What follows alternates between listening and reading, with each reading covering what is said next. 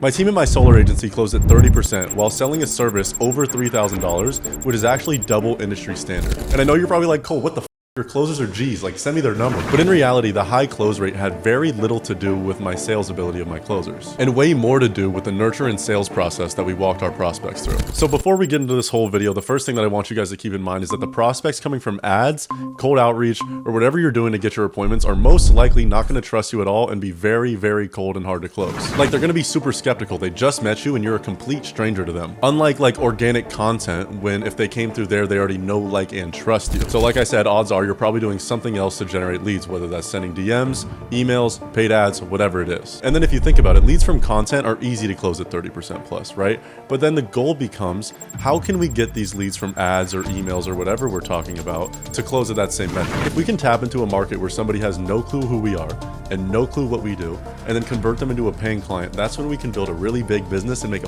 ton of money. And so with all that said, here are 3 things that I've implemented in order to get my sales team's close rate above 30%. The first thing is creating a thank you page and some sales assets. So what I need you guys to realize is the goal after they book a call with you or your team or whatever, the goal is to get them to know, like, and trust us before we actually take that sales call. Creating these things with the thank you page and the sales assets is our first step in order to making the prospect know that we're knowledgeable on what we're talking about. The thank you page is essentially right after they self-book. Let's say it's from ads, or you send them your calendar link or whatever. It would just be a page saying thank you. And now on that thank you page, there would be a 90-second, maybe up to 5-minute video of essentially you walking them through the process of what it will look like from now to when you guys get on a call together. Here, they're getting to know you, they're getting to know what makes you different, they're getting to know the process so that they make sure they're following it. The main goal here is to kind of pre-handle all those objections.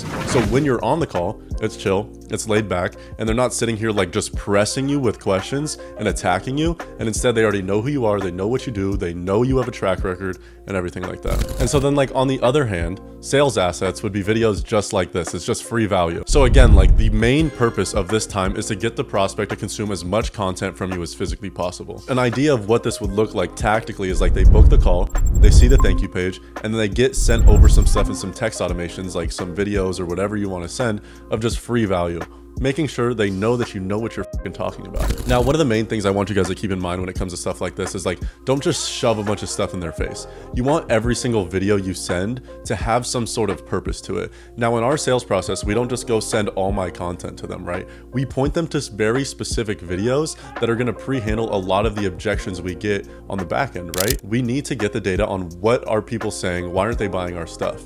And then we can start to make videos about that and send that to them before the call to pre-handle everything. Now, the second thing we do to close more deals and to close at a higher percentage sounds really, really fucking stupid, but I promise it'll tie into the last point, is simply generating more calls. So at the end of the day, all we need is data, right? So whether that's data on our offer, data on our closer, data on our sales process, our show rate, whatever it is, all we need is that data in order to make changes from it. Because if we never have that baseline data, if we never have that baseline knowledge of where our business is at, then we're just making blind decisions. Ooh, I think the offer might be the problem, let's fix it.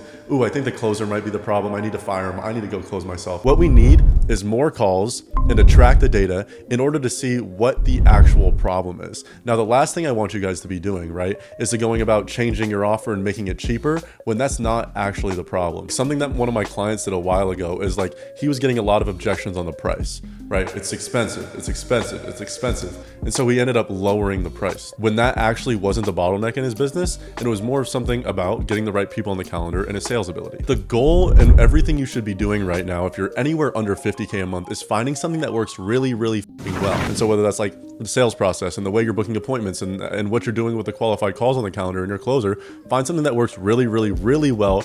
Duplicate it, spend more money, send more DMs, send more emails, whatever the input is, that should be your goal. Get that baseline number and then scale it really hard and really fast. Whatever you're doing in order to generate yourself qualified appointments, genuinely do more of it, right? But if you don't have a way of generating yourself qualified appointments on a consistent basis, then do everything in your power from this point forward. Don't keep watching the video, literally click off, watch one of my other videos on how to generate appointments, go watch somebody else's video on how to generate appointments. That is what you need to be focused on right now. But like I said, the more data you're getting on the sales process, show rate, close rate, offer, everything like that, then we can start to make more educated decisions on where and how we can scale our business. But if you only have 3 calls a day, then go ahead, that's your problem. You need to go talk to more people. The third thing is to cancel more of your calls. Now, you're probably like, Cole, what are you talking about? Why do you want me to cancel calls if you want me to close more calls? Now, the reason for that is most people think that it's a sales ability or some ability on closing on the actual sales call, when most likely it's a problem of just not having the right people on the calendar.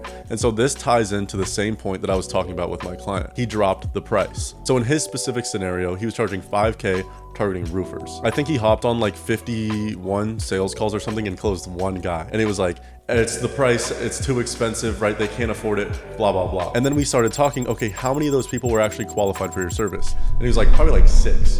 And so then it went from like, okay, 49, 51 call close rate, like 1 in 50, to 1 in 6, right? Which really isn't that bad at the end of the day. In this scenario, he ended up making a bad decision because simply, first off, he didn't have the data, but also he was just having a bunch of shitty calls on the calendar. And so if you want to deliver the best service to your clients, which should be your goal, and if you do that, that's how you make the most money, then you need to have one very specific avatar and only let them on the calendar, right? I help agency owners scale. And so like if a coach tries and get on my calendar and they want to give me money and they're at 30K a month and they're very, very qualified, but they're a coach, they're not going to get help from me because I help agency owners. And if I let that coach in, I would be doing a disservice to him because the program's not for him, but I would also be doing a disservice to all of my other clients because it would take more time for me to help the coach and take that time away from me.